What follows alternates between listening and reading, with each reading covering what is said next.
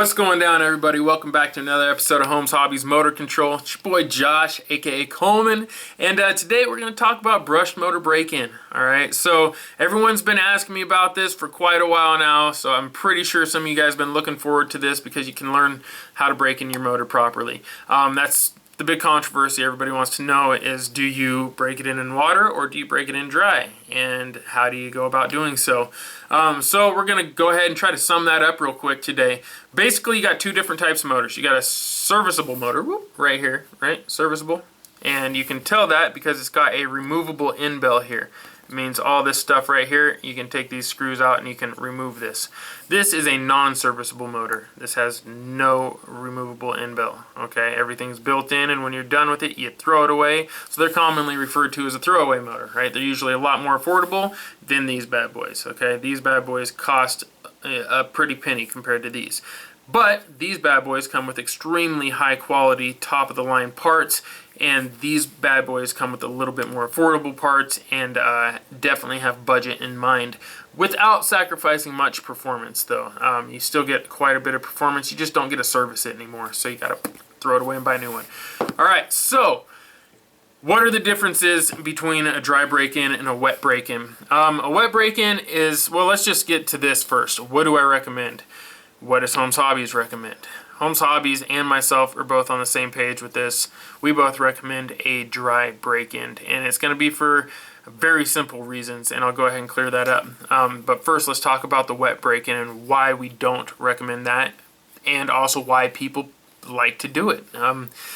So, throughout history, people have had some controversy about this, especially back in the days with brushed racing, the buggy racing days. Do you break it in with water or not? So basically, the benefits of breaking it in water are that the water will help cool the motor during break-in. That's one. Two, the water will wash away the carbon from the break-in process and any dirt or whatever that may be in there, right? Dust or whatever. And basically, three, people believe that the performance is maximized when broken in with water. Now, and it's something to keep in mind, it's not just any water. You don't just go to your sink, get a cup of water, and throw your motor in there and run it, all right? A lot of people saw me doing that in my last video. That wasn't to break in the motor or to clean the motor. That was simply to collect the dirt in one nice clean container and show you how much dirt can be in a motor after just simply 2 runs, and why cleaning your motor and lubricating it is important. So when you do a water break-in, you want to use distilled water for sure, nothing else, simply distilled water. However, like I said, we do not recommend water break-ins, and the reason is because those benefits of doing a water break-in I just mentioned can be achieved doing a dry break-in as well. So how do you do a proper dry break-in? Let's get to that. What you want to do first off is mount your motor to something. You want it stationary, you want it in a solid position, you don't want it moving around or vibrating or anything like that. So the best thing I can think of is either to make your own using a motor mount or something like that, that'll be mounted to a table or a desk or something like that, or to simply mount it in your truck, the rig you're going to run it in, and make sure there is no pinion attached at all, nothing touching this shaft. That way it can spin freely. You want no load. Alright, so once it's in there, what you're going to want to do is you're going to want to advance the timing. Okay, now the timing, let me show you guys where that's at here. For those of you that are not familiar with this, the timing on a Holmes Hobbies brush motor is like this. You see this little spot right here? Let me get the lighting just right. You see this little spot right here? This right here is 0 degrees timing right here. This is 12 degrees timing.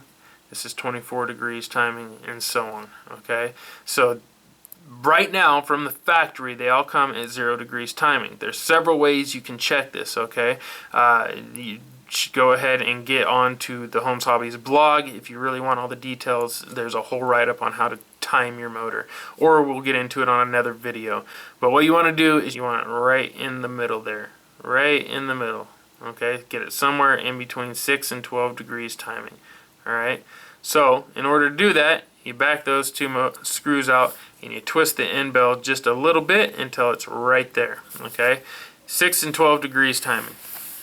6 if you can. Okay, once you get it there, Put the screws back in, make sure it's nice and tight. Don't over tighten it. You don't want to strip it out, just make sure it's nice and snug.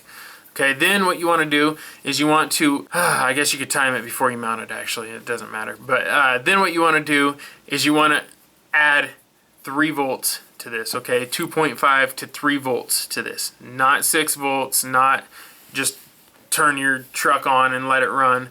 Okay, you want to put 2.5 to 3 volts to this. You want to have it running for around, depending on the motor turn, 3 to 5, 6 minutes, okay? We'll say 3 to 6 minutes, all right? If it's a higher turn motor, like a 55 turn motor, you're gonna wanna run it for around 5 to 6 minutes, okay? With 3 volts, 2.5 to 3 volts. If it's a lower turn motor, say a 21 turn, or maybe a 13 turn, right? You're gonna wanna run it for around 3 minutes usually, okay? Not much more, not much less, right around 3 minutes. Goal is to get about a 90% brush contact, all right? You want the brushes to be seated at about 90%, okay? That's the goal there, all right? Once the brushes are seated nicely, the motor's gonna run nice and smooth. You'll hear it kind of calm down. It's gonna run good, okay? At that point, you're good to go. Now, as far as the benefits from the water break-in as opposed to the brush break-in, you can achieve the same benefits, okay? You don't have to do the water break-in in order to get the carbon away. If there even is any. There's not going to be very much, all right?